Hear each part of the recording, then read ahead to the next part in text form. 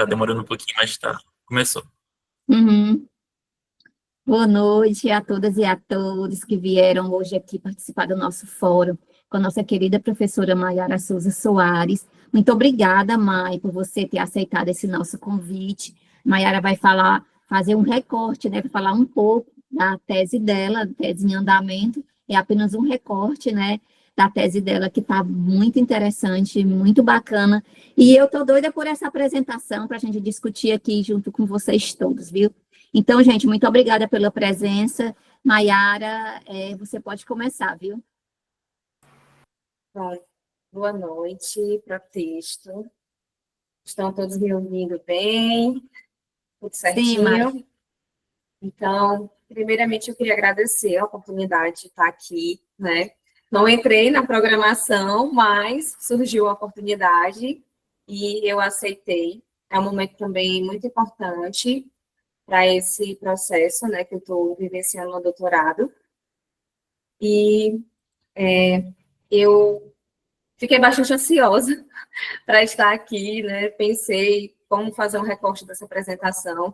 E também esse momento marca um retorno meu, né? Que eu fico nos bastidores, junto com Oséias, com Maiara e com todo mundo que está na organização desses fóruns que nós estamos fazendo para vocês. E aí hoje eu estou aqui, né? Tomei coragem, tomei força para estar aqui nesse momento. E esse momento, para mim, né? Esse recorte, como bem disse a Marisa, da minha tese,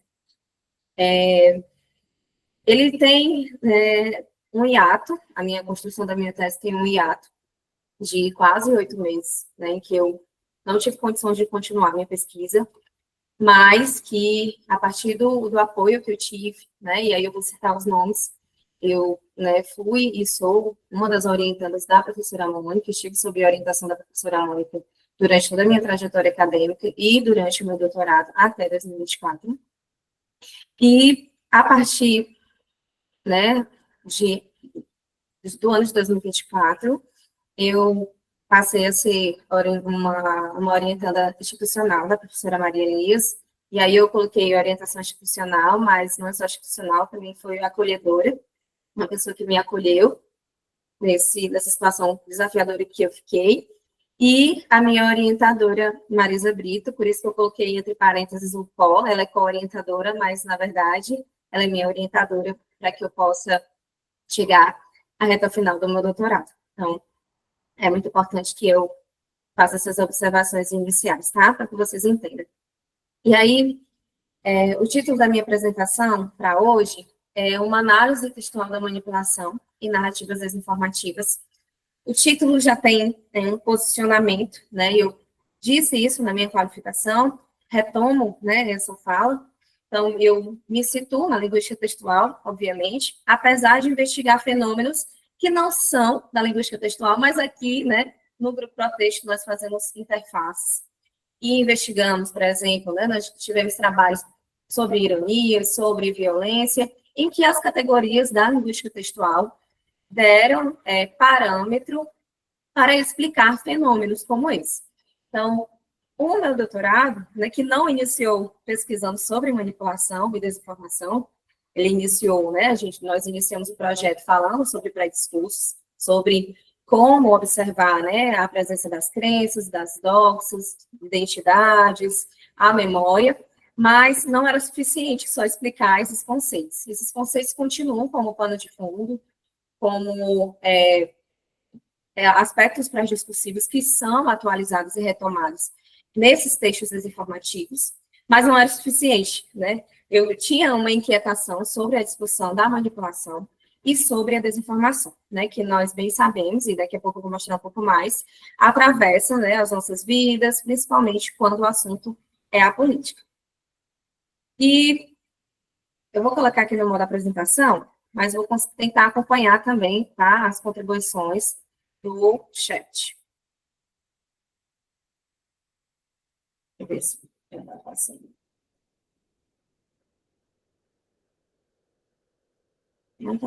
Ok, agora vai. Então, a nossa discussão, ela se divide, né, no processo de contextualização da pesquisa e organização da tese.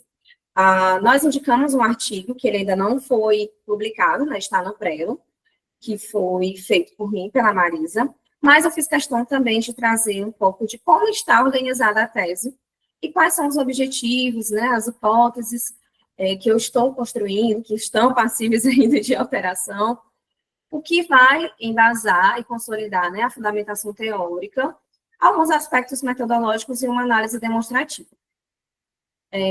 A contextualização desse trabalho, ela se volta para alguns eventos, né, sócio-históricos, sociais. Não coloquei dentre esses eventos a pandemia, mas ela está extremamente relacionada à discussão e à escolha dos exemplos e à escolha da temática, né? Desde o mestrado eu trabalho com a temática voltada para a política, né? No mestrado eu trabalhei com os processos referenciais por nome próprio como estratégia argumentativa, com textos relacionados, né, a figuras públicas, a políticos, e no doutorado também não é diferente. Então, como pano de fundo, né, como contexto dessa pesquisa, a gente tem as eleições de 2018 e 2022, em que a manipulação e a desinformação se expandiram, né, ocuparam espaços, em dado momento a gente não sabia mais como chamar, se era fake news, se era desinformação, nem tudo é manipulação, como vocês vão ver aqui, mas esses eventos são importantes para observar o fenômeno a partir de critérios textuais. Então, o ataque de 8 de janeiro de 2023 aos 3 poderes, né, que ocorreu em Brasília, a politização de desastres, né, como a questão do Rio Grande do Sul, as Olimpíadas e a polêmica do PIX, que durante o processo de escrita aconteceu. Então, é um fenômeno emergente e que se atualiza, né? E aí, quando a gente está pesquisando e construindo os trabalhos, esses eventos vão acontecendo e há uma propagação de desinformação e eles acabam também entrando como contexto da pesquisa. Bom, eu fiz questão de colocar aqui a organização da minha tese, né, no momento. Ela está dividida aqui nesses capítulos, considerações iniciais, um capítulo que discute a questão da textualidade, e aí, né, eu coloquei textualidade digital, mas nós usamos também o termo tecnotextualidade, mas o foco é justamente discutir o objeto, né, o texto, e discutir também a questão da referenciação, como uma categoria textual.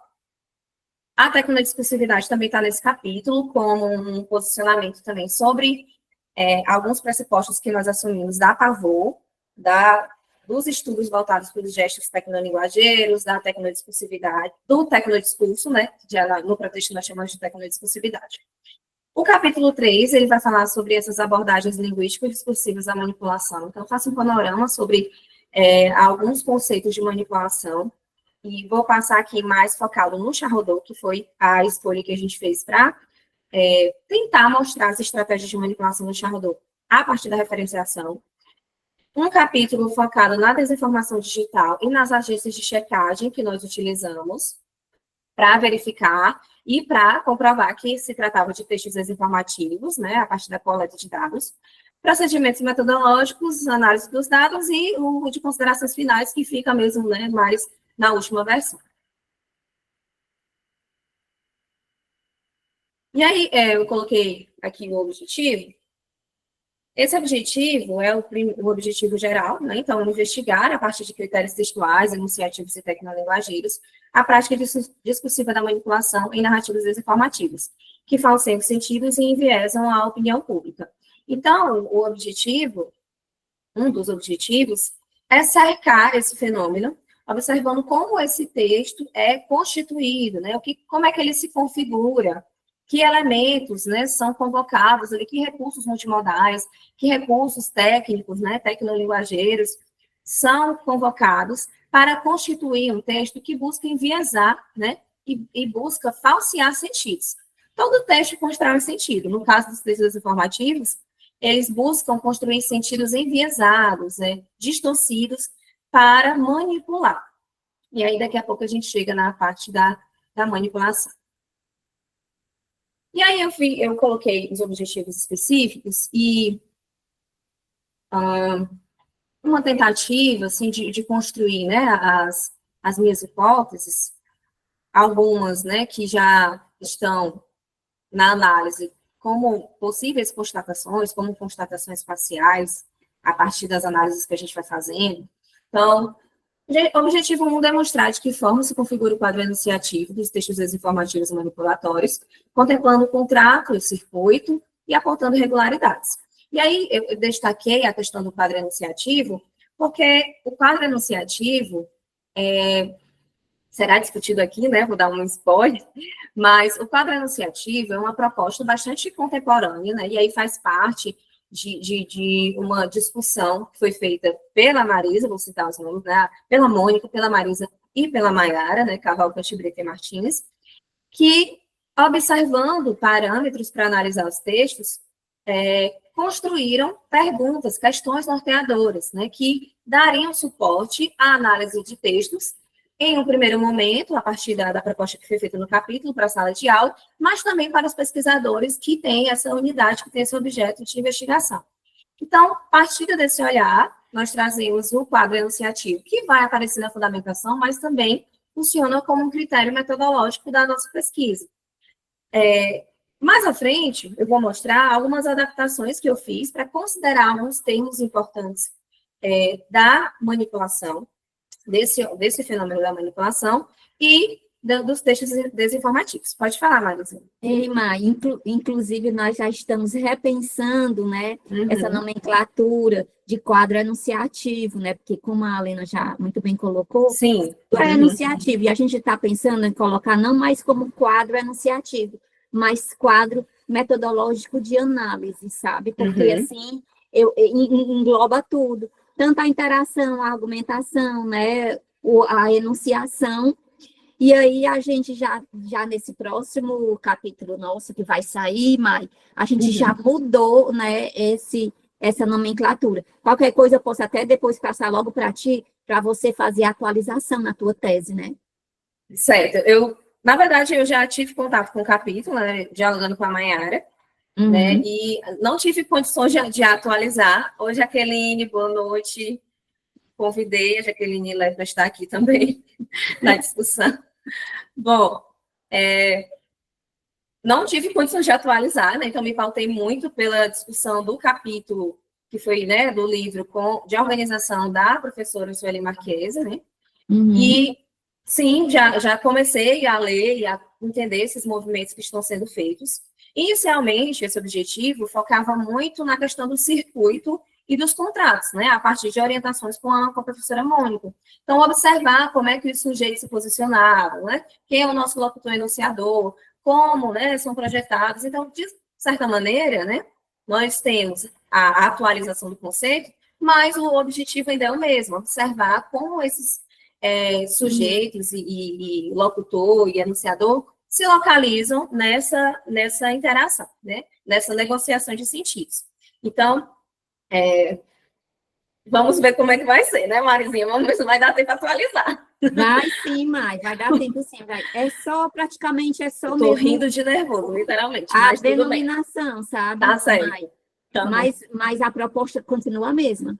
Pronto. Tá certo? E aí, a partir disso, né, eu coloquei aqui uma breve, assim, uma tentativa de constituição de hipótese. Então, o texto desinformativo é essa conjunção de informações enquadradas para manipular, e esse locutor, né, esse enunciador locutor, ele comporta-se como impostor. E esse termo impostor já me gerou alguns problemas, né? Mas a ideia do impostor, na teoria de Sherwood, que nós vamos ver mais à frente, é que esses políticos se comportavam como impostores, porque eles estavam ali simulando papéis, porque a gente está sempre diante de um simulacro, né, de situações em que os interlocutores, o locutor e o interlocutor, ocupam papéis, mas além disso, além de simular, ele estava dissimulando. Como os nossos exemplos são, né, de usuários e de pessoas que produzem informação ou desinformação nas mídias, né, nos ecossistemas, nas plataformas digitais, eles não necessariamente são os impostores, mas eles buscam ali dissimular papéis de outros atores, de outros interlocutores que estão participando do texto. No exemplo, eu vou retomar isso. E aí, a partir disso, né, ao elaborar essa narrativa desinformativa, manipula esses fatos e enviesa os sentidos. A partir da construção desse quadro, observando, né, esses questionamentos norteadores e respondendo a esses questionamentos, a gente percebe certas regularidades. E aí eu destaquei algumas regularidades, que são esses recortes, as edições, os elementos multimodais, que inclusive colaboram para marcar, né, e simbolizar aspectos identitários, e aí entram alguns elementos que são de outro objetivo, mas que também fazem parte, que é essa questão da bandeira do Brasil, de algumas hashtags, mas que compõem aquele conjunto textual para manipular, certo? Uma nova... Não? Oi, Ananias, você quer desenvolver a pergunta? Locutor enunciador, né? Não, só um pensamento, assim, esses dias enfim, até cheguei a ler um texto de uma professora que trabalhava com o depoimento de testemunhas, né? E aí ela criou, enfim, propôs lá uma espécie de subcategoria que era o locutor enunciador testemunha, porque ela argumentava exatamente que ele se comportava de uma forma muito diferenciada de outros tipos de locutores enunciadores. Aí tu falando sobre esse locutor enunciador que se comporta como impositor, fiquei pensando, será que se poderia se pensar numa subcategoria de locutor enunciador impostor? Mas, enfim, só registrei aí para a gente ficar pensando sobre essas questões depois. Assim, obrigada, Ananias, pela observação. Eu não cheguei a pensar em tratar como subcategoria, mas tratar como uma particularidade, né? No início da construção dos objetivos, eu ficava nessa coisa de que tem algo particular, mas, na verdade, eu estou tratando como regularidades, como uma busca de padrões, né? E aí, mais à frente, quando eu tratar sobre o conceito de desinformação, né, eu vou mostrar um pouco do que é essa ideia de buscar essas regularidades, mas, né, focando nessa análise textual, e não gramatical ou lexical, como vocês vão ver em alguns trabalhos que eu vou mostrar. E aí, no objetivo 2, ele se volta mais para a referenciação. Não descartamos, né, a possibilidade, não seria um papel ao invés de categoria. Na verdade, o Charrodot, só para responder, né, a pergunta da Alene aqui que apareceu. Charrodot trata o impostor como algo que está sendo adicionado, né? Então, os atores sociais, né, eles simulam papéis. Quando se trata de manipular alguém, né, em benefício próprio, ele dissimula outros e eles se amalgamam. Então, é mais ou menos assim que ele constrói esse conceito. Talvez, poderia ser também. Não descarto. Bom, quanto ao objetivo 2, esse objetivo ele vai se voltar para uma categoria textual. Então, depois desse processo de construção do quadro enunciativo, nós particularizamos algumas questões que aparecem também no quadro, mas que nós não vamos tratar apenas dentro do quadro, vamos tratar a parte como, né, uma parte importante na análise, que é a observação da construção dos objetos de discurso que se conectam em redes referenciais. E, a partir delas, trazer, né, a partir dessa categoria referencial, evidências das estratégias de manipulação. Eu centrei aqui duas estratégias, que é a dramatização e a exaltação de valores. No quadro de estratégias de manipulação do Charrodot, né, que foi a escolha que nós estamos fazendo, né, essa interface, e aí, né, vocês poderiam até questionar por quê, né, nós temos outras teorias de manipulação também que eu vou comentar mais à frente, justificar essa escolha. Mas aqui, a partir disso, nós observamos também as estratégias que se voltam para a construção do carisma. Mas, em relação aos textos desinformativos que circulam, principalmente no TikTok, no Instagram, nos grupos de Telegram, nós observamos a presença desse apelo sentimental, desse apelo a uma construção de uma desordem social, um movimento ali de busca por construir vilões e mocinhos. Então, a partir disso, né, nós observamos essas evidências textuais das estratégias. Como hipótese, nós estamos observando justamente a construção desse roteiro dramático, dessa cena dramática, em que há a constituição de uma desordem social, um culpado, um salvador, e quando se trata da estratégia de exaltação de valores, Charrodot divide em dois grupos, mas nós não estamos dividindo dessa maneira, porque a observação de Charrodot se dá, né, a análise se dá no contexto político francês e no brasileiro é um pouco diferente. Então, essa exaltação de valores se divide em duas matrizes. Ideológica de direita, que se volta para os valores da família, da pátria e do trabalho, e já a matriz de esquerda para a vitimização do povo, satanização dos culpados e a liderança populista. Nas análises, nós observamos que, mesmo quando se tratava, né, de referentes ali que, obviamente, se posicionavam como de direita, como de extrema-direita, se comportavam dentro dessa outra matriz, né, essa questão da satanização dos culpados. Então, nós não fizemos essa distinção de subcategorias dentro do contexto político brasileiro, que é analisado aqui na pesquisa. Bom,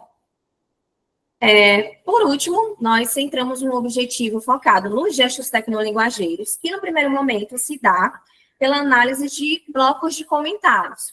E aí, a análise dos blocos de comentários é para observar, por exemplo, essa validação ou invalidação, né, desse arrebanhamento de interlocutores e terceiros, e aí terceiros, o termo, né, e o conceito de terceiros é necessário ter um cuidado, porque como é que a gente observa esse terceiro, né? Há trabalhos que já foram discutidos, né, sobre a orientação da Marisa, como o trabalho da Idalice recentemente, e essas observações se dão por gestos tecnolinguageiros, por a questão do alcance, por outros elementos que a gente pode visualizar.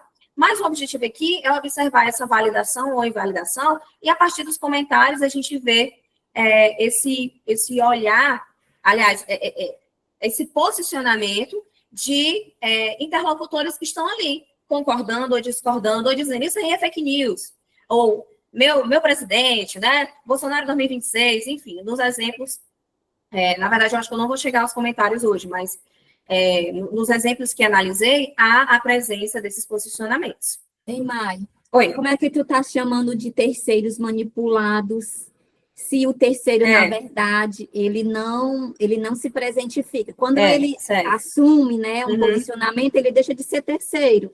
Certo. Então, como é que tu tá vendo, Mai, esses terceiros manipulados? Na verdade, quando eu discuti aqui já com vocês, é importante a gente não desconsiderar que o terceiro está ali, mesmo que ele não se posicione, mas eu não posso deixar de lado essa coisa do alcance, né? Ou da quantidade ali de impressões, e esses termos são termos que são das plataformas, mas realmente eu não posso afirmar, né? Está aqui afirmado, né? Mas eu não posso afirmar que os terceiros são manipulados, porque eles não se colocam como...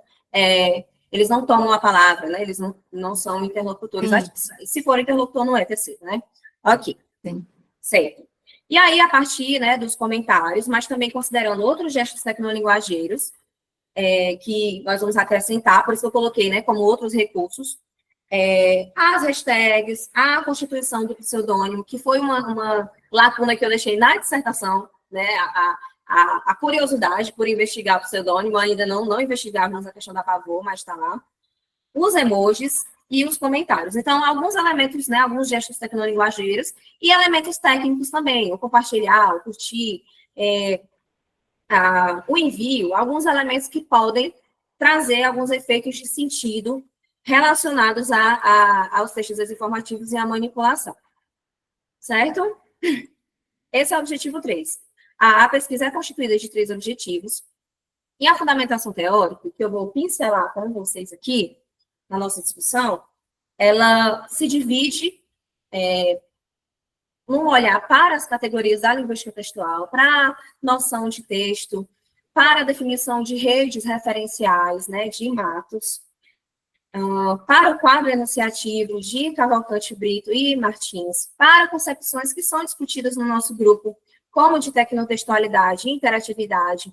E aí a questão da tecnotextualidade envolve, né, foi defendida na tese da Maiara, o olhar para as particularidades e a importância desse texto estar online, em que elementos técnicos, tecnológicos, né, do ambiente são indispensáveis para que ele seja um texto online, um texto digital, ou, como ela define na tese, né, como tecnotexto. E o que nós observamos é que esses conceitos, eles são indispensáveis à discussão da tese. A questão da interatividade, né, como defendeu a Isabel, que envolve os níveis de interatividade, as possibilidades de colocação ali do interlocutor e os efeitos de sentido que estão relacionados. Então, são conceitos que foram discutidos recentemente, né? Mas entram na fundamentação porque são indispensáveis à constituição do nosso objeto, que envolve exemplos apenas de textos desinformativos, textos que foram constatados pelas agências como textos que desinformam. Em relação à manipulação, nós observamos teorias da manipulação, como a manipulação da palavra, de Philippe Breton, que não é um texto recente, tá travando, gente? Aqui. Que não é um texto recente, é de 1999, mas que traz discussões extremamente contemporâneas, como essa coisa da repetição, dos slogans. Gente, está travando a minha imagem?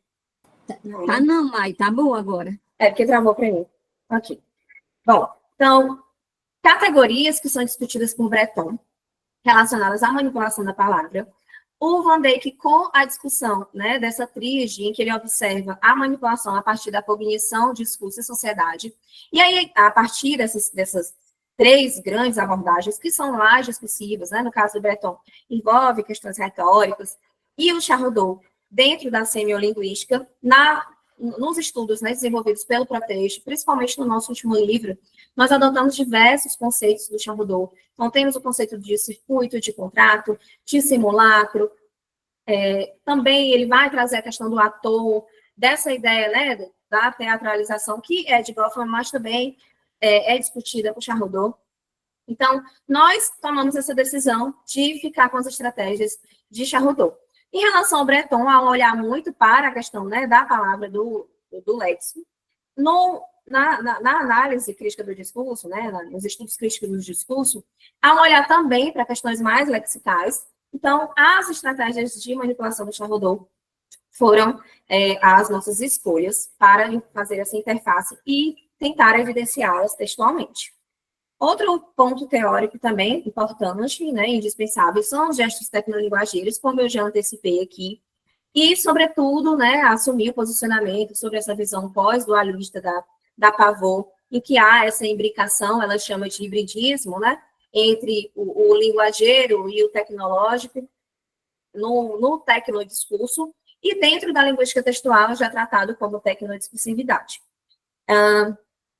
E o conceito de desinformação, que fez parte muito tempo do meu capítulo de manipulação, mas ele cresceu muito, e aí nós decidimos, né, transformá-lo em um capítulo.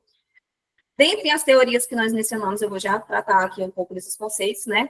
Eu destaquei a Recuero, que é a Raquel Recuero, que trabalha com desinformação, e ela discute, né, o que chama de gramática desinformativa. Eu vou trazer esse conceito aqui para a gente refletir, e algumas características em busca justamente desses padrões, mas de uma maneira mais observando assim, elementos mais lexicais e mais o que ela chama de linguística, que nós tratamos mais como verbais, digamos assim. Bom, para não passar por cima, né, da fundamentação, nós vamos mencionar alguns conceitos, certo? Oi, Elenias. Oi, Mayara, deixa eu fazer uma pergunta para tu responder. É porque acho que a gente considera, acima de qualquer coisa, esse espaço como formativo, né? Um espaço de aprendizagem, né? E aí tem alguns alunos meus aqui assistindo, e eu vou fazer essa observação ou pergunta pensando especificamente nos meus alunos que têm vivido algumas situações em que são inquiridos a refletir sobre isso, né? Você acaba mobilizando referenciais de enquadres teóricos bem diversificados e que estão em lugares até relativamente diferentes, né? Você está partindo da linguística do texto, mas vai para a semiolinguística, dialoga um pouquinho com a ADC, vendo aí com a Recuero, que não sei se seria uma linguística aplicada, acabo não sabendo nem onde que ela se localiza especificamente, ou se é uma análise do discurso propriamente, mas enfim, o que eu quero dizer é que essa galera desses diferentes lugares, eles acabam assumindo posições de língua, de texto, de discurso diferentes, que por vezes não necessariamente se conciliam. E aí, assim, só para a gente refletir, por isso que eu digo, não é uma pergunta mesmo, mas pensando principalmente nos meus alunos, como é que você pretende ou está lidando com essa necessidade de conciliação com essa turma referente a isso? Ananias, eu acho que eu não tinha pensado ainda dessa maneira, mas quando nós discutimos esses conceitos, né, principalmente nas disciplinas da professora Mônica, ela sempre nos falava sobre essa possibilidade, né, de ter uma interdisciplinaridade focada. Então, eu não estou assumindo posicionamentos desses teóricos, né, mas eu estou trazendo conceitos e respeitosamente, né, discutindo a partir de nossas categorias. E aí, no início, quando eu citei a questão da ironia, a ironia não é uma categoria da linguística textual, mas há um trabalho, né, de Marisa, né, e de Brito Cavalcante, que, a partir de critérios, né, da linguística textual, observaram esse fenômeno, que é definido por outros teóricos, né? Por exemplo, a desinformação ela é definida por filósofos, por sociólogos, como eu vou mencionar aqui. A manipulação, há estudos da manipulação dentro da linguística, né? Obviamente, cada um no seu quadrado, mas há estudos da manipulação no jornalismo, em outras áreas, né? E para tentar afunilar e deixar o mais, né, entre aspas, muitas aspas, confortável, sólido, enfim, a busca por essas estratégias dentro de Charrodot é justamente porque nós nos aproximamos de muitos conceitos que ele já lida, né? E eu tento, respeitosamente, trazer esses conceitos, mas não assumindo o que eles dizem sobre texto. Por exemplo, a Requeiro, né, você falou que eu não sabe onde ela se situa. Eu espero descobrir, né, que eu já tive contato, né, eu participei de uma discussão que ela fez num grupo, mas, assim, ela cita, por exemplo, a análise crítica do discurso, né, os estudos críticos do discurso, mas não se posicionou dessa maneira, ainda não soube, mas quando eu souber, eu conto para todo mundo. Ou então a gente convida ela aqui, né? Mas é mais esse lugar, sabe, Ananias, de buscar essa interdisciplinaridade focada, como aprendi com o Cavalcante. Muito bem, viu, Maia? Respondeu muito bem, é isso viu, mesmo. Ainda mais, Ananias, a linguística textual é uma disciplina interdisciplinar, a gente já sabe, né? A gente faz pontes com muitas outras teorias, né? E não é de hoje, é de muito tempo. Então, pegar um conceito ou outro e adaptar dentro do nosso escopo, dentro dos nossos critérios de análise, né? Isso é muito salutar, e isso é muito incentivado até pela CAPES, né? Por esses órgãos de fomento, essa interdisciplinaridade. Então, diga para os seus alunos que eles podem, sim, trabalhar com outras, né? Com outros conceitos de outras teorias, desde que escolham o seu lugar de fala, que no caso é da linguística textual. A Maiara está pegando esses vários conceitos, né? Inclusive o Charrodot, a gente já fez até uma adaptação da questão do circuito comunicativo dele, né? Para a gente usar nas nossas análises. Então, não tem problema nenhum, é até muito bom fazer isso, né? Desde que você escolha, né, a linguística textual como sendo o quê? Aquela teoria que vai conduzir do começo ao fim, que vai chegar nas análises, né? É ela que é a escolhida. Né? É o fio condutor, né? E esses termos que eu estou citando aqui, gente, eu ouvi nas disciplinas da professora Mônica, né? Nas nossas discussões aqui também no Protexto, né? Em outros tempos. Então, é desse lugar, né? Que a gente se coloca, né? A Helena enfatizou, né? Essa questão de trabalhar esses fenômenos à luz da LT. E aí, vou aproveitar a deixa. Oi, Ananias.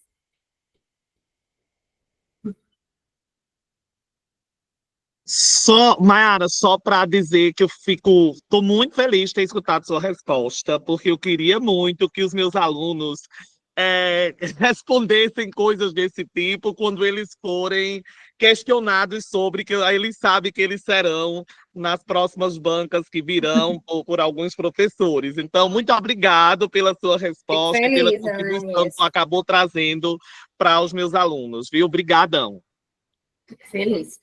Bom, e aí, aproveitando aqui esse olhar, né? nós temos, assim, trabalhos que já investigaram esse fenômeno, né? Assim, eu estou pesquisando e olhando para essa discussão há 2 anos, né? De 2023 a 2024, fiquei mais focado nos estudos da manipulação e desinformação. E há trabalhos, né? Trabalhos, inclusive, recentes. A Jaqueline está aqui, eu a encontrei lendo um artigo, né, em que ela observa a construção dos objetos de discurso a partir de exemplos de fake news. Há também o Leonardo Colares, que já traz a discussão de fake news e redes referenciais, que são conceitos bastante contemporâneos, né, do que nós estamos chamando de linguística textual brasileira, né, situando esse lugar e nos situando no nosso lugar de fala, né. Então, E mais a Jaqueline, ela coloca até uma observação aí no chat. Sim, Você viu? já acompanhei. Uhum. Já viu? Sim. Quer ler? Quer falar, Jaqueline? Foi. Olá, gente, boa noite. Obrigada Boa noite. pelo convite, Mayara. Na verdade, foi só uma sugestão, né? Porque a gente está falando de interdisciplinaridade focada, né? Que eu entendo que também é a linha do seu trabalho, assim como foi da minha pesquisa recentemente no pós-doc, em que eu pego à luz da LT, né? Alguns fenômenos que são próprios, assim, muito de outras áreas, como a própria desinformação, que é estudada muito no viés da comunicação já há algum tempo, né? Já é uma preocupação nos últimos anos. E aí eles têm, por exemplo, uma classificação de tipos de fake, desde 2017, pela First Draft News, em que são 7 tipos de fake news, e eles adotam aquela tipificação ali. Um dos tipos é conteúdo impostor. Então, me lembrou muito, assim, o que você estava falando do enunciador, locutor, impostor, enfim, como relacionado a esse tipo. Então, conversa muito, né? Na minha pesquisa de pós-doc mesmo, eu conversei muito com a área de comunicação para chegar a entender essas redes referenciais mesmo em peças desinformacionais que estavam sendo checadas pelo portal Aos Fatos, né?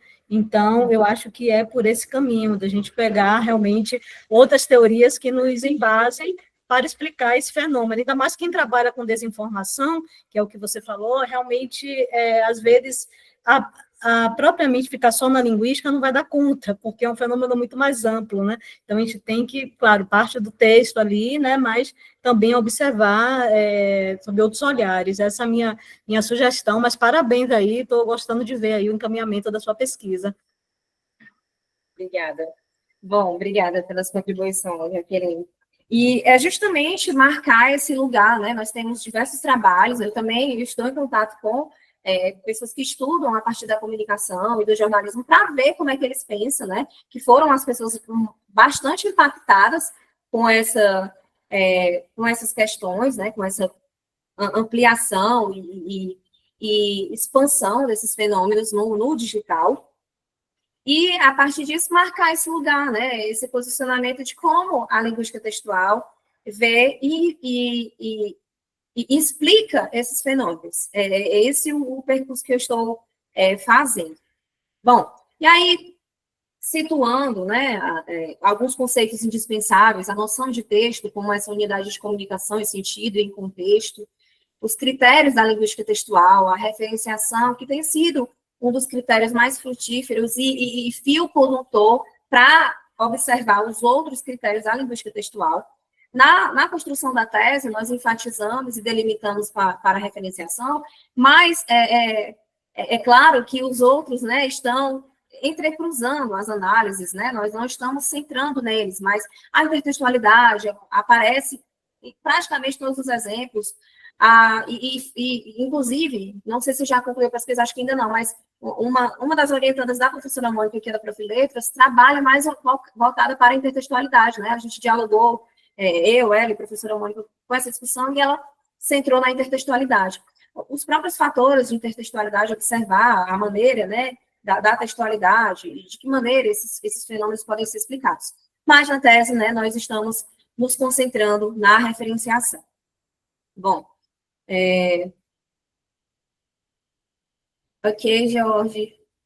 Bom, e aí eu trouxe a citação da professora Mônica. Geralmente nos slides eu não coloco muitas citações, mas essa citação, ela é de uma lucidez e de uma clareza, principalmente para todo esse movimento que nós fazemos, né? Esse olhar para os elementos técnicos, esse olhar para os gestos tecnolinguageiros que passam a fazer parte ali desse texto, ou de um compósito, se pensar, né, nesse conjunto de gêneros que entram em movimento ali, mas eu queria, né, fazer a leitura dessa citação justamente por isso, porque nós estamos considerando esse conjunto de pistas que às vezes são mais explícitas, mas às vezes menos, né, explícitas, e a análise textual, ela não dá conta só de elementos que estão expressamente visíveis, né, mas de toda a construção, de toda essa inferência e do contexto que é indispensável na discussão. Então, se o texto como unidade de coerência em contexto supõe a unidade de comunicação, com todos os aspectos que para ela colaboram, então o texto é o iceberg inteiro.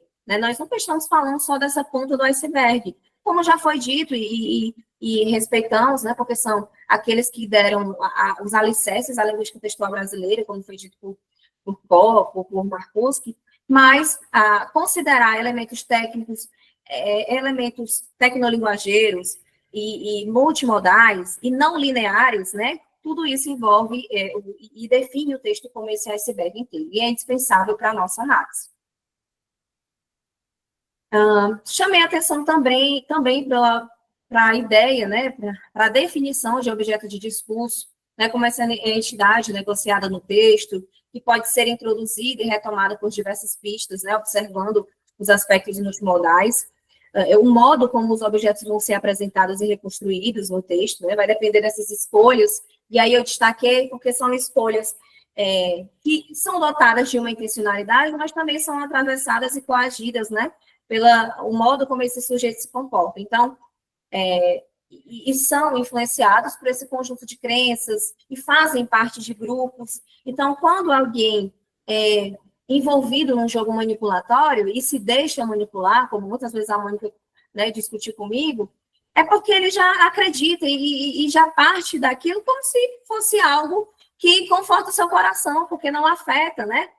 Afeto, não afeta, já envolve crenças, doxas e ideologias que já são indiscutíveis, né? Então, essas escolhas também são envolvidas por isso. O conceito de redes referenciais, porque nós estamos analisando os objetos de discurso, né, que se conectam aí de múltiplas formas, como define, né, a Janaica Matos.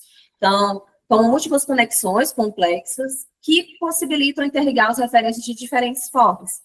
E, a partir desse olhar, né, na tese, nós não estamos nos centrando em observar os processos, né, não só olhar para os processos, mas observar os processos dentro dessa rede.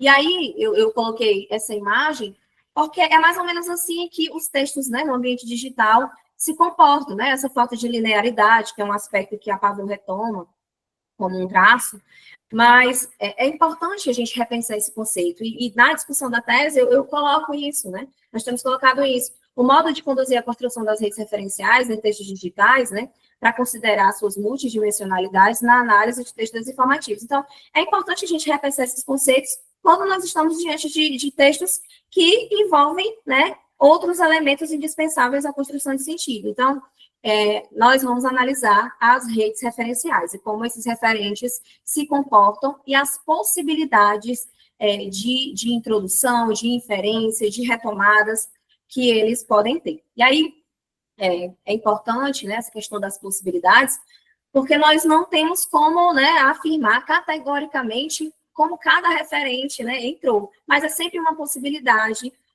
de construção a partir, né, de um olhar. E é por isso, né, que o texto se define como sempre, né, uma unidade ali única, né, e irrepetível. Bom, o quadro enunciativo, nós vamos ter um encontro em que vocês vão ter a oportunidade de se aprofundar no quadro. E aí eu trouxe o quadro porque é uma parte indispensável à metodologia e às análises que nós estamos construindo, né? A Marisa já disse que eu vou ter que atualizar, né? Vamos lá fazer isso, mas a partir desse quadro, das primeiras análises que eu elaborei, esse quadro, né, que foi publicado nesse capítulo com a Moniquinha, a Marisa e a Mayara, ele traz ali uma proposta, né, dessas questões norteadoras. E aí algumas questões, né? Quem é o locutor enunciador principal? quem é projetado como interlocutor, né? Existem terceiros. Certo. Eu lembro muito, né, essa observação da Lena, eu lembro muito quando eu estava concluindo o mestrado, que a gente estava consolidando o conceito de que todo texto é argumentativo, e aí eu tive que correr para atualizar, né, essa discussão na minha tese, na minha dissertação, no caso, que eu estava discutindo, né, os processos referenciais como estratégia argumentativa. E estou vivenciando isso de novo, né, essa construção, reconstrução, né, reconfiguração de conceitos, mas é isso que nos move. Bom, e aí, a partir disso, né, a gente fez algumas adaptações, e nas questões, assim, algumas questões aqui que foram colocadas, nós generalizamos a análise, porque são questões que contemplam os textos. Então, por exemplo, o número de interactantes, né, o espaço ser público, algumas questões a gente apenas só sintetizou, resumiu na proposta do quadro, para análise, né, e eu vou já mostrar como. E algumas questões foram acrescentadas, deixa eu só observar aqui. Com certeza, com certeza. Podem ser associadas a formações de bolha e de desinformação. E é muito isso, né? Dos desafios foi lidar com essa diversidade de conceitos, principalmente quando entra nas teorias da desinformação. Entra bolha, enfim, há um conceito de pós-verdade, que é um conceito não muito recente, mas, né, bastante mencionado. E aí, aqui no quadro, acrescentamos essa ideia do impostor, né? Ao invés de tratar como de que maneira argumenta, nós estamos tratando de que maneira manipula, e aí eu vou já mostrar para vocês em que lugar, né, qual é o lugar da manipulação na argumentação, né? Que estratégias de manipulação podem ser flagradas e que crenças e pós-verdades são envolvidas. Essa questão foi uma questão que a gente discutiu no artigo, mas que na tese, ela tem muito a ver com a contextualização, né, do texto também, porque as crenças são indispensáveis à explicação, quando a gente tenta localizar socio-historicamente, culturalmente, né, o texto ali, quando a gente está analisando. Bom, deixa eu ver aqui. Partindo para outro aspecto indispensável na discussão da tese, a gente tem a manipulação. E aí, Charrodot definiu a manipulação como uma variante, né, em sentido mais restrito da persuasão. E aí, né, nem todo texto argumentativo é manipulatório. Mas todo texto que nós estamos dizendo que manipula é argumentativo, porque é como se fosse um aspecto da persuasão, que envolve a tentativa de fazer o outro agir como eu desejo, né? Em meu favor, em favor de alguém que eu quero. Por meio do que ele vai chamar de visada discursiva, e ele acaba não definindo bem essa ideia de visada discursiva. Mas a ideia de incitação a agir, nós conhecemos bem, né? A gente já discutiu essa ideia de textos de incitação à ação. Que é aquela coisa de mande para todos, né? Passe para todo mundo, compartilhe com todos os seus grupos. Então, ele define e tenta localizar a manipulação na argumentação.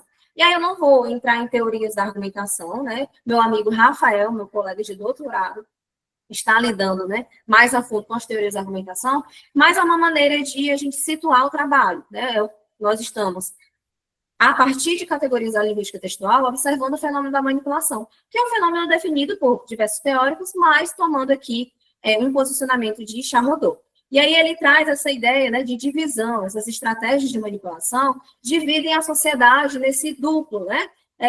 São questões binárias, né, que nós somos envolvidos. Então, o nós, né, nós somos os bonzinhos, os corretos, e eles, né, ou esse outro grupo, né, corruptos, criando sempre essa espécie de polarização, né, que vai, inclusive, que é mais ampla até do que essa ideia do bolsonarismo, é mais ampla do que isso, porque envolve as paixões, né, as crenças. Então, a polarização entre os mocinhos morais e os vilões amorais e imorais. Então, o manipulador busca dramatizar o discurso com a tentativa ali de inquietar o seu auditório, né? São aspectos trazidos por Charrodot. E até, né, criar ali um contexto de pânico, aterrorizando. Então, essa ideia do pânico social, da tentativa de criar desordem, são elementos que aparecem com frequência, né, nos textos que nós estamos analisando. E aí, uma das perguntas, né, que a Marisa me fez, e eu me recordei agora na apresentação, foi sobre a manipulação ser sempre para enganar, né? E Charlot traz a manipulação, observando a questão da publicidade, e manipular também envolve a manipulação de elementos que são do texto, que são técnicos do texto também, manipular imagens, né? Editar imagens, como a ideia lá da conceito de deepfake, criar vídeos em que aquelas pessoas nunca estiveram no mesmo ambiente, aproximar, né, atores sociais ali, personagens que não falaram ou fizeram tal coisa ou pensaram, mas que, a partir da constituição do texto desinformativo ou da narrativa, se dá dessa forma. Oi, Marisa. Ei, Maia, eu fico pensando, cada vez que tu coloca essas histórias do Charrodot, a questão da manipulação, né, dos mocinhos e dos vilões, né, eu fico pensando assim, será que a extrema-direita leu Charrodot? Porque quando eu vejo isso, eu vejo justamente, exatamente isso que eles fazem, eles criam, né, eles criam o quê? Um vilão, e depois eles vêm como os mocinhos, né, assim que eles fazem, né, com a esquerda, o comunismo, né, é sempre aquela coisa do imoral, é sempre o vilão, e eles com a direita, né, família, tudo, todo esse palavreado deles, vem como os mocinhos, né, o defensor da moral e dos bons costumes, enquanto que a gente tem ali do outro lado esse vilão, né, então é isso que eles fazem, né, essa manipulação, e a gente viu, né, está vendo como isso funciona, né, como as pessoas, a nossa sociedade precisa de um herói, né, e aí molda comportamentos. Né? Exatamente. E aí é que vem esse herói para salvar isso tudo, né? E é sempre assim que essa extrema-direita está se colocando como herói para salvar essa bagunça aí que estão fazendo com o Brasil, né? Por isso que eles colocam a bandeira do Brasil como sendo ordem e progresso, né? Então, eles vêm com esse discurso, né? Já muito bem arquitetado, né? De manipulação. Sim, também, Van Dijk também vai tratar desse nós contra eles, tá? O Luiz Rodolfo colocou aqui. Traz também. Apesar Isso mesmo, Van Dijk também, Luiz. E é algo, assim, quando a Marisa falou, né? Não sei se ele leu, mas esse comportamento não nasce no Brasil, né? A gente tem outros governos e outros movimentos políticos que se comportam dessa maneira, né? Os Estados Unidos, por exemplo, né? E Charlot também traz exemplos de alguns líderes políticos da França também. Cita o Brasil, inclusive, na última obra, A Manipulação da Verdade, né? A última obra que nós lemos aqui, do trabalho. Isso, mas a gente pode ir até mais longe. Na Segunda Guerra Mundial também foi feito isso. A gente tem lá o Hitler com o discurso dele contra, né, os judeus que tinha que exterminar, era como se fosse uma coisa que tivesse que exterminar. Higienização. Aí, comportamento hegemônico. Então, então, desde aquele tempo já. É algo enraizado, né, na nossa história e atravessado pela mídia e internet. Então, isso é que nós estamos lançando mão, né, nessa investigação. É justamente porque a internet, ela molda comportamentos e ela influencia diversas ações da nossa vida real, da nossa vida fora da interação digital. Então, esse olhar, né, é justamente para isso, para entender esses fenômenos e pensá-los, né? Assim como bem observou a Marisa aqui. Bom, deixa eu ver se eu consigo acompanhar. O caráter messiânico, né? Uma das estratégias do que o Charlot cita aqui. Excelente, excelente. Depois eu vou ter que ver com calma os comentários também. Quer que eu leia? Eu posso ler aqui, né? Na minha pesquisa é o do Luiz Rodolfo, né? Vou ler o primeiro, né? Para a gente se situar. Ele coloca a dualidade, nós e eles, né? Que é do Van Dijk, constitutivo do discurso político. E aí eu vou fazer um comentário, vou ler e fazer um comentário. Essa investigação aqui, os exemplos não são de políticos, são de quaisquer usuários, né? Desde que você tenha uma conta e possa se comunicar, mas que se valem de estratégias do discurso político, certo? E aí fala da figura do herói, inclusive de outros políticos, né? Getúlio, e Fernando e Henrique Cardoso aqui, FHC. Bom, aí tem, né? Na minha pesquisa de mestrado, eu abordo, na perspectiva do messianismo, analisando a campanha de Rosiane Sarney, em paralelo com a trajetória de um Messias. Excelente, Rodolfo. Isso tem tudo a ver com a estratégia de sedução, né? Pelo carisma, que é essa coisa da potência divina, né? Aquele que vai salvar os fracos e oprimidos, né? Como a gente está discutindo aqui.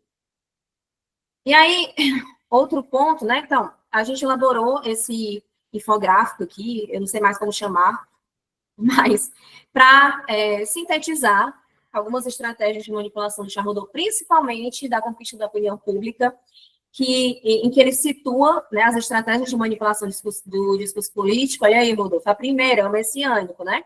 Que é essa estratégia de sedução, dessa potência, né? Potência divina.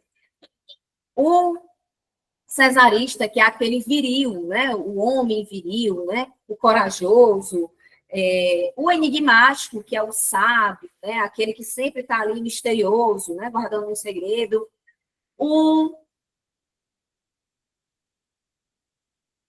Na verdade, o enigmático, uma correção, né? A personalidade forte, o misterioso, e o sábio, que é aquele empático, né? O líder populista. E aí, numa das análises que nós fizemos na aula, né? Foi até com o Ellison, a gente viu quanto o presidente Lula se aproximava dessa coisa do enigmático, do sábio, né? Durante a campanha eleitoral, ele não queria revelar os nomes dos possíveis ministros, enfim. E enquanto o Bolsonaro se comportava mais com o viril, né? O machão, né? E o Salvador, né? O messiânico. E aí, nós passamos para as estratégias de manipulação da dramatização e da exaltação de valores que estão, né, com mais ênfase nos nossos dados. Então, essa dramatização se divide aí em 3 aspectos, né, que são as 3 fases da cena dramática. E aí ele traz mesmo essa ideia do teatro, né? Então, a desordem social. Cria-se uma desordem, né? Um dos exemplos que eu não trouxe aqui, porque eu já discuti esse exemplo algumas vezes, que é aquela coisa do vai voltar o seguro-DPVAT, né? Havia alguns projetos de lei, algumas discussões, mas é colocado como o seguro-DPVAT vai ser R$300. Então, cria uma desordem social e já estabelecem ali essas imagens, né? O culpado e o salvador. Que são essas figuras, né? Colocadas nesses papéis. Por isso que a gente traz essa ideia de dissimular e de impostor. A exaltação de valores, que para Charles Rodolfo, né, se divide aí nessas 2 matrizes, mas nós não estamos, né, tratando apenas com esse olhar. Obviamente que a gente vai ter nos dados uma forte tendência à presença ali, né, desses valores da família, o pró-vida, né, o trabalho, a pátria, que são, né, de comportamentos de pessoas que estão na extrema-direita, mas nós também temos muito fortemente a questão da satanização dos culpados. Temos um exemplo que eu já discuti também em algumas aulas, e faz parte da tese, que era, colocava o Lula com o olhar todo preto, um fundo preto, para tentar transformá-lo ali num demônio, aquele que quer censurar a internet, que quer banir as redes sociais. Então, há também a presença disso. A liderança populista, né, que, como eu mencionei, essa coisa de acolhimento, de empatia, e a vitimização do povo. Então, o povo é sempre o povo sofrido, o povo pobre, né? O povo que precisa de ajuda. Só um segundo, para eu ver aqui. Bom, a contribuição do Rodolfo, né? Pela minha análise, a diferença entre o herói e o Messias estaria na assimetria, né? Entre a personalidade política e o povo. O herói se coloca em posição superior, o Messias não. Ele é o povo e foi alçado a um lugar de liderança. No caso da Rosiane, a identificação que com o povo se dava pela cultura popular, né? Com a repetição, por exemplo, de designações, né? E a gente trata como seriam ali, né, pistas, né, referenciais a apreciadora, né? Eu trabalhei muito eu discuti muito esse conceito de designação na minha dissertação, Rodolfo. Como nós trabalhamos com a possibilidade, né, de uma pista ser a expressão referencial, né? A gente não trabalha com o termo designação. Mas eu compreendi aqui a diferença. Não sei se eu concordo 100%, né? Porque eu vejo que há uma imbricação dessa coisa do herói com o Messias, né? Principalmente quando se trata dos exemplos em que há a presença ali da figura do Bolsonaro. que é o herói, que é o ídolo, e também aquele que vai salvar, né, o país do comunismo, né, do PT. E aí eu coloquei aqui, né, nesse triângulo, essas três figuras, para enfatizar uma das estratégias de manipulação, que é a dramatização, que eu vou comentar a seguir. E aí eu vou passar mais rapidamente para a gente chegar na análise, né? Então, a desordem social, que é estabelecimento de uma crise, né, para que ameaça a sociedade e vai causar, né, um caos social e vai colocar em risco diversos valores, né, das pessoas. Então, a fonte do mal, o culpado, então ele se comporta ali, né, vai ser escolhido como um bode expiatório. A condição de vilão, né, que vai envolver ali a teoria conspiratória, que a gente vai ver, né, na Recreio, a ideia desse inimigo que tem que ser combatido, e o salvador, que são aqueles reparadores do mal, né? E aí envolve também o conceito, né, dessa alma coletiva, né, que representa esse nós, um pertencimento identitário. Então, o salvador, ele vai representar um coletivo também, e uma identidade que tem que combater o mal. É como se fosse um comportamento de tribo, né? E eu li esse conceito discutido com algumas pessoas que são da comunicação, né? Essa ideia de comunidade, de tribo. Então, a minha tribo tem que vencer, eu tenho que combater a outra tribo, que é minha inimiga. Então, tem essa discussão de tribo, né? E envolve justamente a ideia de bolhas, né? Como colocou a Jaqueline. E aí, a exaltação de valores, nós já comentamos. Então, exaltação de valores aqui, olhando mais para a questão da direita. Então, a família, tem o chefe da família, a figura ali do patriarca, né, a preservação, né, a conservação da família. O trabalho, eles colocam também em xeque que o oponente é um desocupado, né, um vagabundo, que não quer trabalhar, né. Eu lembro bem que, na época do Temer, ele tinha algo como não reclame trabalho. E esses posicionamentos também se voltam para o valor do trabalho, né, que é isso que dá ali a condição de sujeito. Ele está envolvido numa atividade, né, produtiva no corpo social. E a pátria, que nós bem sabemos que é um dos principais valores enfatizados quando se trata, né, de textos desinformativos. Então, essa identidade social, né, alimentando sempre a ideia de que tem um inimigo exterior. E aí eu passei mais rapidamente, porque eu queria chegar na análise, tá?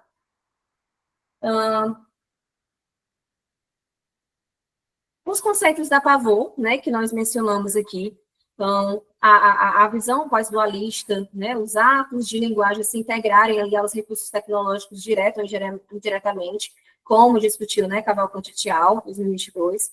Esses traços tecnolinguageiros que são importantes, né, a composição, essa deslinearidade, o aumento, que já foi tratado, né, de diferentes maneiras. Um exemplo que foi um artigo que eu li recentemente da Leila, que trata como a complexificação enunciativa, e a Mayara, né, na tese tratou como camadas enunciativas, essa possibilidade de aumento, que é tratada pela Pavot como aumento enunciativo. E aí não vou me deter nesses gestos, nesses traços tecnolinguageiros que nós já discutimos aqui em alguns momentos, podemos voltar, né, em outros encontros aí com os colegas. A análise dos gestos, e aí eu coloquei aqui o emoji de alerta, porque é um dos que aparece bastante, né? As hashtags que tentam ali delimitar, né, temáticas, mas também temáticas de interesse desses grupos, né? Então, são relevantes, né, para engajamento. Os comentários, que nós vamos fazer análise de blocos de comentários na tese, entre outros, né? Dependendo ali, inclusive até coloquei aqui a representação desses modos de reagir, de interagir. E aí, a desinformação. A desinformação, em teorias como essas aí que eu coloquei, né? O Fales, Floride, é tratada com termos diferentes. Para compreensão, né? No Brasil, a gente só tem um termo, esse misinformation, desinformation, malinformation, todos são desinformação, mas a ideia é dividi-los. Vocês estão conseguindo ver a tela? A ideia aqui foi dividi-los, né? Em misinformation, que seria uma informação só errada, né? Não intencional. Desinformation seria intencional. E esse malinformation seria para atingir a reputação de um indivíduo. Nas análises, não faz muita diferença tratar essa distinção. Então, traduzindo desinformação, né? E aí eu coloquei aqui um conceito que eu parti de Requeiro, mas assim, também outros autores, mas partindo de Requeiro, é um fenômeno que circula no sistema social, de modo a desestabilizar, e não se opõe à informação. Isso é bastante interessante, pois ela trata como uma informação corrupta, né, que está corrompida. O que é corromper, né? Desta para construir sentidos problemáticos. Então, a Requeiro trata a desinformação como conteúdo problemático, certo? E esse fenômeno, ele deixa eu passar aqui para situar meu pensamento direitinho.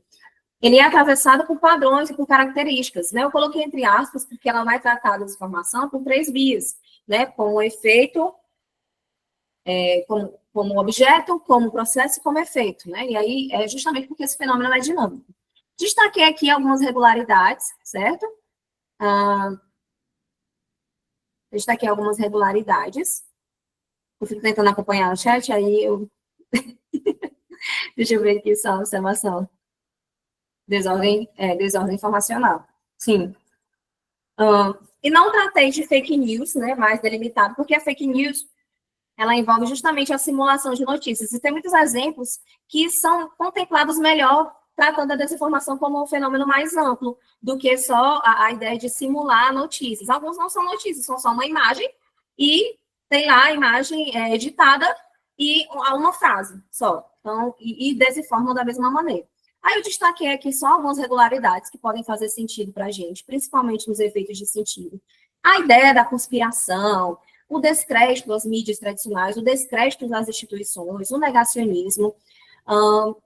A Requeiro vai trazer o sensacionalismo focando em elementos assim, que ela denomina como elementos linguísticos, que são os emojis, ou verbos, né, palavras de alerta. E nós vamos tratar dentro, né, das categorias da linguística textual, como pistas contextuais, como recursos multimodais, que revelam ali, né, efeitos de sentido para a compreensão da desinformação, né, e do modo como esses textos também manipulam.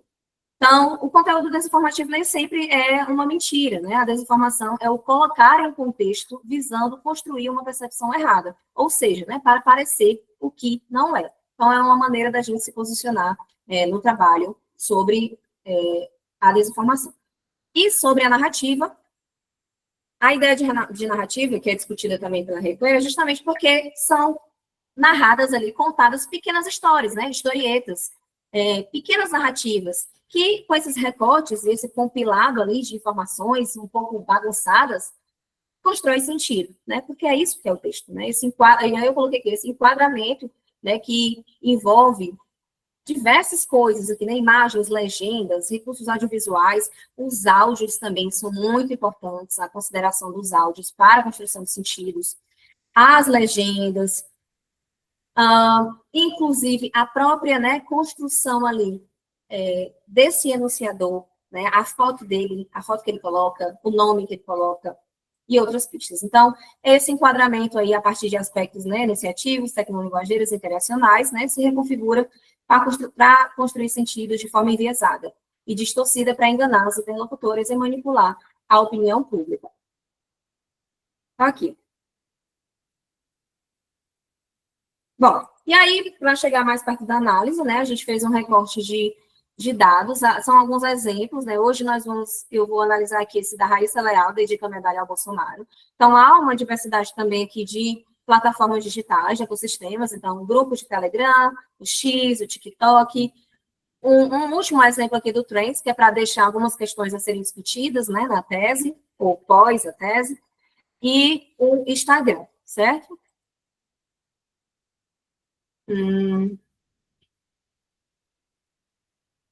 Para situar a nossa análise, né, nós partimos de uma contextualização, considerando a contextualização do fato, né, por exemplo, a da Raíssa foi no período das Olimpíadas. A Raíssa foi uma jovem, assim, que tanto era carismática, como ela viralizou bastante pelo seu desempenho, né, nas Olimpíadas, por ter conquistado medalhas. E, no primeiro momento, também a gente observa a checagem de fatos. No caso da tese, nós observamos se esses textos foram checados por pelo menos 3 agências, né? E isso foi uma observação também feita pela Marisa na qualificação. Eu estava muito focada na agência Lupa, então eu tentei observar, né, a presença e a verificação desses textos em outras agências. Então, e a gente explica, né, do texto, digamos assim, não vou dizer texto origem, mas o texto desinformativo, e não o texto checado, tá? E aí, como disse a Jaqueline, né, não é a peça, é a peça desinformativa, né, como tratam lá no jornalismo. E quando, né, coletada nos grupos de WhatsApp, ou coletada no próprio TikTok, mas checada pelas agências, né? A agência Lupa, Aos Fatos, Comprova, UOL Confere e Estadão Verifica. A construção do quadro, considerando as questões norteadoras, a análise dos objetos de discurso e os efeitos de sentido do gesto, certo? Para hoje, eu vou me centrar só nesses 2 pontos aqui. Os pontos que se voltam aí para a construção do quadro e para a análise dos objetos de discurso, certo? E aí, como eu disse no início, né, esse trabalho ainda tem algumas dúvidas, algumas incertezas que a gente vai tentando definir, né, no processo de construção da pesquisa. Mas vamos lá. Deixa eu ver se eu já vou entrar no exemplo aqui. Pronto. Então, esse foi o exemplo selecionado, né? Eu coloquei aqui o print, mas também coloquei o print da tela, porque é um texto dinâmico. Alguns dos nossos exemplos são textos dinâmicos. Coloquei o print do perfil da pessoa que publicou. E coloquei também aqui o formato QR Code, né, um recurso que foi usado se popularizou muito, né, no período da pandemia, mas usado na tese da Maiara, né, uma técnica metodológica, para que vocês pudessem acessar o texto no TikTok, né? E aí você tem que ter uma conta no TikTok, ele está online, certo? Esse texto está disponível. O print, eu fiz questão de colocar o print aqui, assim como está no TikTok, considerando todos os elementos que estão apresentados aqui, certo? E o texto, a análise desse texto, considerou também o que envolve, né, a presença, por exemplo, de um áudio. E aí eu vou colocar a reprodução aqui, daqui a pouco a gente volta para a locutora aqui, né, enunciadora, a Isabel Bonaparte. Isso vai reproduzir aqui para vocês. Ainda não é. Agora é. Tá dando. Teu amor modificou o meu viver, o meu ser. Teu poder iluminou o meu olhar. Céu e mar, teu querer é tanto bem querer pra mim. Eu sei que não mereço, mas tu és amor. Eu sei que não mereço, mas tu és amor. Deu para ouvir o áudio? Ótimo. Bom, então, é importante a gente ressaltar que esse não tem como a gente localizar o primeiro texto, né, que foi publicado nas mídias. Inclusive, né, foi publicado em diversas redes sociais. Nós recorremos a esse exemplo, que é um exemplo que tem ali um engajamento, né, agora eu não vou lembrar de cabeça, mas se eu não me engano, são mais de 20 mil curtidas e mais de 2.000 comentários. E aí, no primeiro momento, a gente observou a checagem, né, eu trouxe um exemplo aqui da agência Lupa, em que, né, há uma checagem ali que a Raíssa Leal não dedicou a medalha. O texto aqui, né, a construção do texto envolvendo todo o processo aqui multimodal, diz o seguinte: Raíssa Leal, em entrevista para o Casa TV, né, essa medalha eu dedico ao nosso capitão Jair Bolsonaro. Eu desejo muito que em 2018 eu ganhe o ouro e que ele volte a ser presidente. De fato, a Raíssa deu uma entrevista ao canal Casa TV, né? Mas isso nunca foi verbalizado pela atleta, certo? E a partir disso, nós tivemos contato. Então, é um texto que está público, né? E isso entraria em outras questões, assim, esse texto não foi derrubado. Alguns são. Alguns textos passam, né, por alguns critérios ali da plataforma e caem, né, são denunciados, mas esse não, esse está lá disponível. Oi, Marisa. Ei, Mai, eu coloquei lá no QR Code que tu colocou ali, da Raíssa, né, só que vai mudar a Rebeca. Oh, desculpa, Marisa, passou aqui. O QR Code, Mai, não vai para esse daí da Raíssa, tá indo pro da Rebeca. Né? Acho que tu trocou, não foi? Eu sabia. Estou gerando aqui, ok, gente. Mas a ideia foi boa, né? A execução não. Foi. Pois eu fui lá só para saber se... Mas é importante que você me lembrou outra porque coisa. o Recode estava funcionando, né? Funcionou, né? Funcionou, só que foi para o outro, eu acho que era o Não. outro teu, né? Um outro exemplo teu, né? O da Rebeca. E isso entra justamente no contexto, né? Eu já ia esquecendo. Houve também algumas publicações que eram com a presença da Rebeca e da Beatriz Souza, né? Da Rebeca, ginástica, e da ginasta, e da Beatriz, judoca. Então, com as mesmas estruturas, né? Não foi o exemplo da Raíssa, mas vocês puderam visualizar. Então, é a mesma ideia, aproximar a figura ali da atleta que estava viral, né? Que estava ali presente no ambiente digital e que a sua imagem, né, estava frequentemente sendo mencionada em razão das Olimpíadas, a figura de Bolsonaro. E aí eu vou enfatizar alguns aspectos em relação à construção dessa primeira questão, né? Então, o contexto sociohistórico, né, nós já situamos que é a questão aqui das Olimpíadas, o período em que essas atletas representavam a figura feminina, campeãs, né, durante o período ali de julho de 2024, que foi a realização das Olimpíadas de Paris, na França. Então, o contexto sociohistórico é isso. Para a pergunta, né, de quem é o locutor, enunciador e gestor, é Isabel Bonaparte, né, a gente vê aqui. Mas eu considerei importante trazer justamente o recorte, né, da bio, em que tem algumas informações que são indispensáveis para a gente entender quem é essa locutora, né, enunciadora aqui. Então, é a Isabel Bonaparte, né? A conta dela é pública. Ela não é uma pessoa política, um político, como eu disse, por isso que a gente está discutindo as estratégias, né? Com perfis de usuários da internet que, né, desinformam. E aí ela coloca, né, na sua bio ali, né? Sou bolsonarista com muito orgulho. Então, nós já sabemos que ela é bolsonarista. Se a gente for mais a fundo, nós temos aqui a presença no destaque dela, ela está com o Bolsonaro numa foto, ela colocou nos destaques, que são aquelas primeiras publicações que ficam fixadas, né, na parte superior do perfil.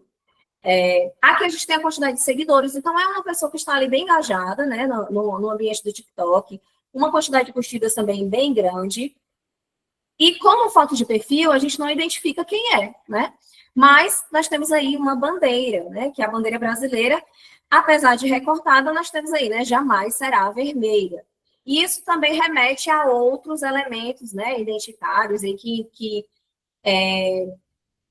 dão pistas para a gente de quem é essa locutora. Então, ela é uma pessoa antipetista, anticomunista, né, e bolsonarista, claramente aí, né, explícito. Quem é projetado como interlocutores, né, e aí é importante que a gente coloque que é sempre uma suposição, né, nós supomos que se trata de seguidores, apoiadores, né? Ou aqueles que, de alguma maneira, chegaram a essa publicação pelos interesses em comuns, que são aí, né, considerados como interlocutores e terceiros, tá? Com que possíveis propósitos, né, esse interlocutor manipula os seus terceiros? E aí a gente tem algumas possibilidades, né, esse propósito. Aproximar a figura do Bolsonaro, né, da Raíssa, envolve ali a tentativa de dizer que ela é uma eleitora, ou dizer que ela quer, né, que ele volte a ser presidente. E isso revela também, por exemplo, a Raíssa, ela foi, né, uma figura ali muito comentada, e em algum momento, em uma das entrevistas, ela faz um sinal de Libras, né, que era Jesus é a verdade e a vida. Ela faz uma referência a um trecho bíblico, né, em Libras. E há uma associação, isso envolve muito também questões relacionadas à memória, né, de que é uma das frases que o Bolsonaro utilizou muito, tá? E nesse processo analítico, nós tentamos, assim, a partir dessas pistas, construir esses possíveis propósitos, né, e seria uma das possibilidades. O gênero, né, é sempre uma questão que exige de nós, né? Por exemplo, a gente poderia, né, chamar aqui de postagem de TikTok, então envolve ali, como disse Monique, muitas vezes um nome e um sobrenome, né? Então postagem de TikTok. Algumas questões que estão colocadas aqui, né, são importantes para a construção dos objetos de discurso, que são as redes referenciais. Deixa eu só passar aqui para ver se eu coloquei mais um enfatizando essa parte das redes referenciais. Não, vai ser aqui mesmo. Então, deixa eu voltar para a publicação, tá? Vou passar rapidinho aqui o vídeo. As demais questões do quadro, elas se voltam para a construção das redes referenciais, para a construção, né, obviamente, dessa condução do quadro e para a identificação das estratégias de manipulação através da referenciação e dos gestos. Então, aqui, por exemplo, a gente vê, né, a possibilidade de construir aí esse capitão, né, como aquele futuro presidente. Ao fundo, nós temos uma música da banda Catedral, que vai falar do amor a Deus, né, de Deus como o centro, né, e esse amor divino. E essa música não é colocada ali à toa, né, esse áudio é um recurso que a gente não pode dispensar na análise. E outros elementos também são construídos aqui como referência. Então, a gente tem os emojis, a bandeira do Brasil, que são elementos indispensáveis para construir. Tanto o referente da Raíssa Leal, como essa eleitora, né, e que tem no seu coração o desejo de ver, né, o Bolsonaro, e enfatizado também essa ideia de capitão, que recategoriza Jair Bolsonaro aí, como futuro presidente. Referentes que não estão explícitos, mas que aparecem por pistas do texto. A ideia da medalha, né, que ela vai ganhar outra medalha, dedicou a sua medalha ao Bolsonaro, mas que vai, né, ganhar um ouro aí para, né, em 2028, assim como, né, vai ter o Bolsonaro como presidente. Então, essa construção vai enfatizar também, por elementos, né, que são de pistas do texto, a ideia de pátria, né, esses valores que vão sendo trazidos aí. O que me ocorreu também depois foi justamente a figura feminina da Raíssa. As mulheres tomaram um espaço gigante nas Olimpíadas e aproximar a figura feminina ali do Bolsonaro, que é uma pessoa que não é muito benquista, né, pelas mulheres, por ser muito desrespeitoso, também colabora para essa construção de que ele seria, né, o possível aí, candidato, né, para 2026, no caso 2028, porque está fazendo referência às Olimpíadas, certo? E aí, assim, obviamente a análise ela ainda não está concluída, né? A gente observa os fenômenos, observa inclusive em outros exemplos como se dá a presença dessas estratégias de manipulação a partir da construção, né, e dessas conexões que se dão entre os referentes. Os referentes que eu consegui enfatizar, né, até o momento. Inclusive, a questão da pátria, se vocês observarem, a blusa da Raíssa, né, é a bandeira do Brasil, há a faixa também no Bolsonaro. Então, esse valor pátria, ele aparece com mais ênfase nesse exemplo, certo? Outro ponto, né, que nós vamos investigar, mas que eu não trouxe hoje, mas que é indispensável na nossa análise, são os gestos tecnolinguageiros.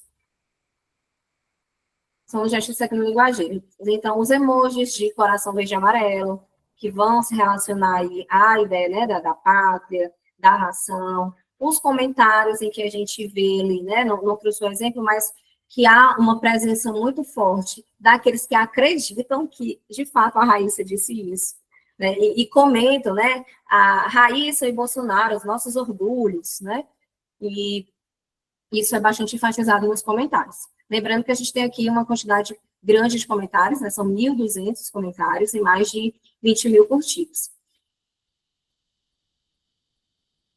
Eu trouxe um outro exemplo para finalizar. Por amor, meu amor. 2 vezes.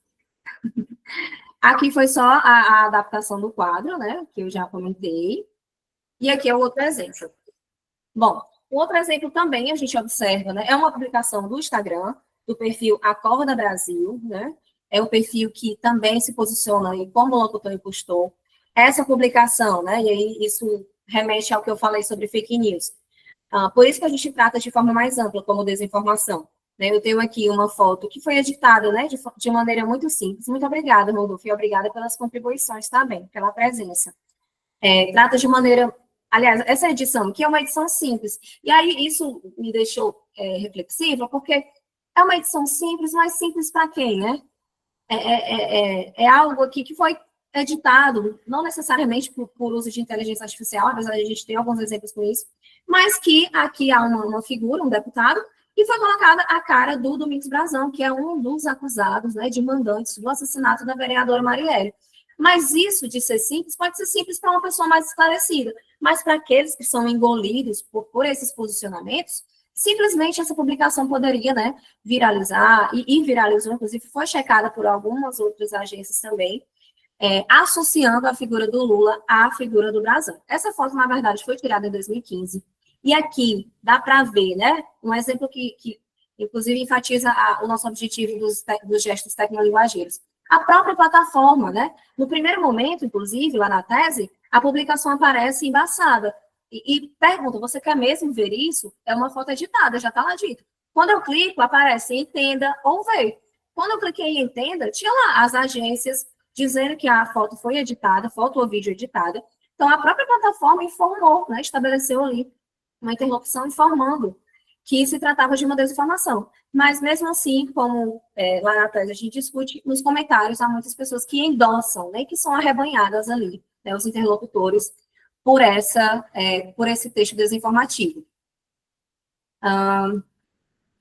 Bom, gente, em relação só ao perfil, para terminar, né, também esse posicionamento aqui, né, a questão da pátria muito presente, time Bolsonaro 2026, a bandeira do Brasil como um aspecto identitário desse grupo, e o Fora Ladrão aqui, né, que constrói, né, o referente Lula. Tem até a questão, né, da mão esquerda do Lula, que só tem 4 dedos, então é dessa maneira que alguns interlocutores se posicionam quando praticam, né, a construção desses textos desinformativos para manipular. Bom, gente, os próximos passos, né, consolidar essas análises, dar continuidade às análises dos dados, né, a interpretação, os ajustes que são necessários, e como eu disse, né, minha pesquisa teve um hiato de quase 8 meses, então, de fato, existem lacunas, existem muitas dúvidas, e inclusive dúvidas até, eu tive dúvidas de continuar, mas eu estou aqui forte e apoiada por mulheres fortes também, para seguir o meu doutorado. Então, muito obrigada, e vamos para os próximos passos. Muito obrigada, gente. Algumas referências. Obrigada. Obrigada, Maiara. Excelente a sua apresentação. Excelente mesmo. Deixa eu tirar um print aqui do seu obrigada. Muito obrigada, viu, Mai? Muito obrigada a todas e a todos que estão aqui. A Alena, levantou a mão, Alena? Sim, eu queria falar. Não. Eu queria te dizer, Maiara, que achei excelente a tua apresentação, te achei muito segura, né? Eu achei que tu tá num caminho muito bom, e assim, pela tua resposta, especialmente a do Ananis, que foi uma pergunta bastante provocadora e difícil, né, de responder, tu respondesse muito rapidamente, de uma maneira brilhante. Então, eu queria te parabenizar. Eu acho que já tens aí o teu trabalho muito, muito bem encaminhado. Obrigada, Alena. Queria também agradecer a presença da professora Maria, que levantou a mão. Eu ainda não tinha visto. Obrigada por estar aqui. É que eu cheguei um pouquinho atrasada. Eu tinha Pilates, né? E fui mais cedo, mas felizmente consegui acompanhar boa parte da sua apresentação. E quero exatamente reiterar o que a Alena disse, né? Você apresentou assim com uma naturalidade, né, Alena? Certo? Assim, de especialista, né? Dominando Sim. bem o tema, né? Realmente você... Uma aula muito bem dada. Realmente você está assim, muito segura de como você vem conduzindo o seu trabalho, né? E certamente a Marisa tem muita responsabilidade em relação a isso, né, Marisa? Bom ver vocês. É tudo culpa da Maiara mesmo, ela, que ela é muito boa, ela é excelente, ela é uma menina inteligentíssima. Além de linda, né? Exatamente, Maria. Mas tu tirar agora para a gente depois tirar uma foto com todo mundo, mãe? Tirar a apresentação para a gente depois. Muito a Jaqueline levantou a mão. Para juntar todas as caras, né? Eu estou muito emocionada, mas muito obrigada, gente. Peço até desculpa.